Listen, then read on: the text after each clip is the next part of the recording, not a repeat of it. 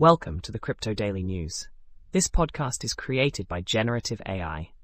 Today is November 21st, 2024, and we have a lineup of intriguing stories from the world of cryptocurrency, blockchain, and Web3. Links to all stories can be found in the episode notes. Russia is set to impose restrictions on cryptocurrency mining in 13 regions to conserve electricity, especially during peak demand seasons. This decision, following a government commission meeting led by Deputy Prime Minister Alexander Novak, aims to address challenges in the electric power industry.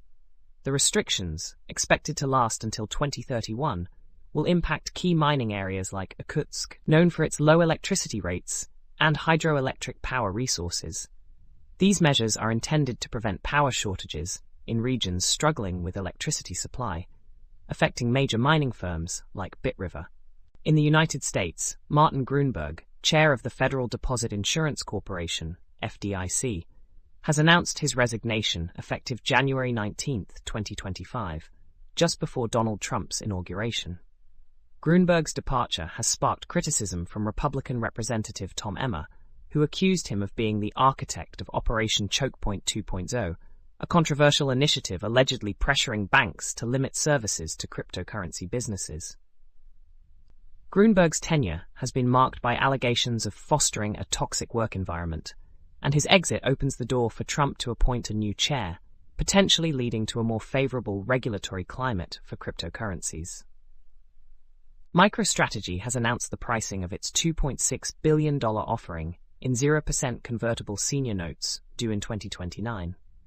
The notes, sold privately to qualified institutional buyers, are convertible into cash, shares, or a combination, with an initial conversion rate reflecting a premium over the stock's recent trading price. The net proceeds, expected to be approximately $2.58 billion, will be used for acquiring additional Bitcoin and general corporate purposes. The offering is set to close today, November 21st, 2024, pending customary conditions.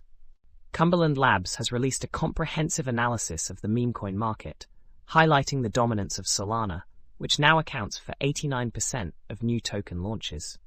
Despite the influx of new tokens, the success rate remains low, with less than 2% reaching significant trading platforms. The report underscores the importance of strong community engagement and memetic potential for successful meme coins. As the market evolves, Cumberland Labs envisions more integrated trading platforms that offer a seamless experience, balancing complexity and user-friendliness. Paladin Power, Inc. is making waves in the energy storage market with its next-generation energy storage system, ESS, reporting over $2 million in sales for 2024, a 500% year-over-year growth. The company has secured a manufacturing agreement with Jibble to enhance production capabilities.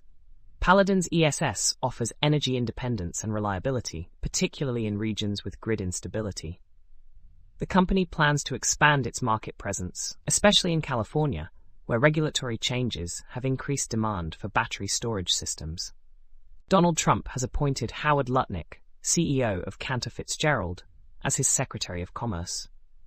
Lutnick, known for his advocacy of cryptocurrency, has been involved with Tether and plans to launch a Bitcoin financing business.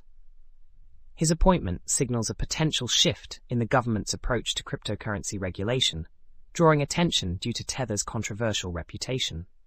Today marks the launch of Bitcoin ETF options, with over $1.86 billion in notional traded on the first day. The market quickly established a volatility smile, indicating strong trading activity. The put-call ratio showed a strong preference for upside calls, particularly for contracts expiring in January 2026-2027. The trading of BITE, a short Bitcoin ETF, saw a 100% increase in open interest, primarily driven by call options. The launch of IBIT options did not negatively impact trading in MicroStrategy, which closed higher than it opened. A recent U.S. federal court ruling has determined that Lido DAO may be classified as a general partnership under California law, potentially exposing token holders and key investors to legal liabilities. While the ruling allows the case to proceed, it does not find the team liable. This decision could have broader implications for decentralized autonomous organizations, DAOs, and their legal treatment. Michael Saylor, chairman of MicroStrategy, is set to present a pitch to Microsoft's board advocating for the company to invest in Bitcoin. This proposal, initiated by the National Center for Public Policy Research, suggests that investing in Bitcoin could stabilize Microsoft's stock. Saylor argues that diversifying into tangible assets like Bitcoin could reduce risk and volatility, highlighting MicroStrategy's stock performance compared to Microsoft's. That's all for today's episode of the Crypto Daily News.